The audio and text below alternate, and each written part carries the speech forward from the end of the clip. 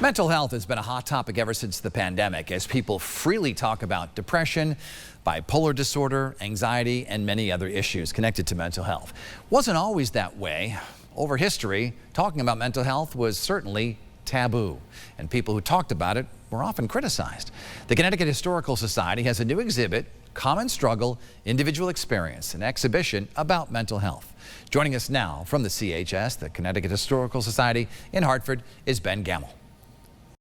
And Ben, thanks very much for being with us here today. I'm happy to be here. So tell me a little bit about this exhibit. So the exhibit is called Common Struggle, Individual Experience, an exhibition about mental health. And here at the Connecticut Historical Society, what we tried to do is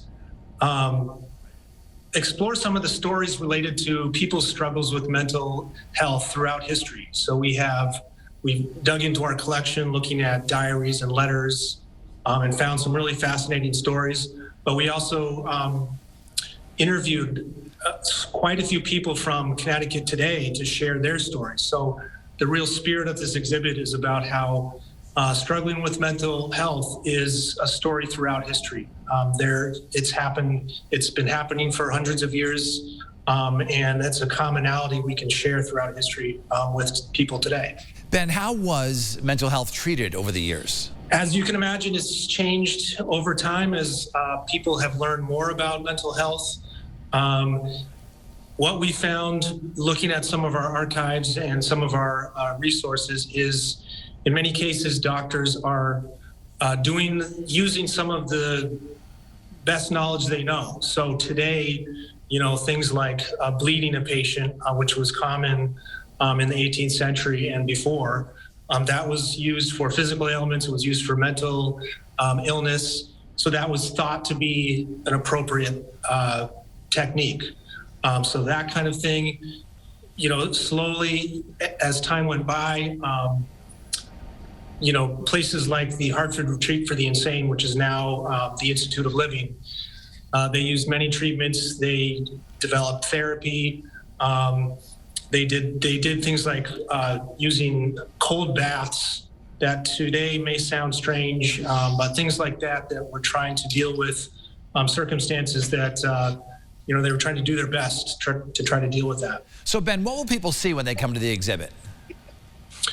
So people are going to see some real interesting stories from the past and the present. So as I said, we interviewed 21 people from around Connecticut, all different ages. So there are video excerpts of those interviews where people talk about their personal struggles. They're very moving and vulnerable in the stories people share. And then as you can see behind me, we have artifacts related to people throughout history. So we have diaries and letters.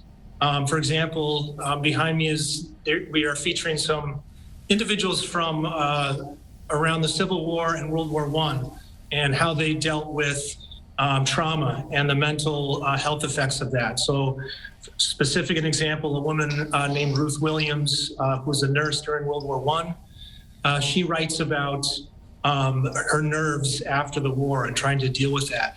And in many cases, the artifacts and the letters you see, they just reveal a tiny little bit of a story. These people might not write in depth about their mental health conditions, but we can sort of assume from how they're writing and what they're writing about some of the struggles they may have gone through at the time. Ben, you mentioned the word insane earlier, and I'm wondering, 100 or so years ago, did they have names for the various mental health issues that people openly discuss today, like anxiety and depression and things like that, or were they called something different? The word melancholy was used, and we may not know exactly what that means today. Probably we would describe it as depression. That was a common word. There were words that would be offensive today, such as idiot or something like that. So melancholy,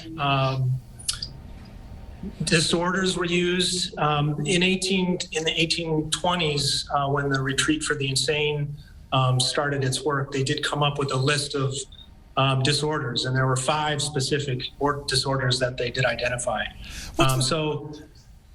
What's the most shocking thing you learned doing this research for this project?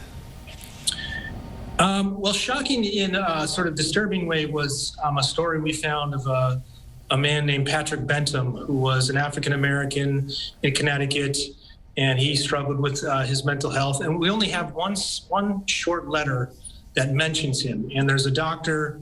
What happened was there are various medical professionals who wanted to survey the various towns in Connecticut, find out, what towns have people who are in need of mental health treatment.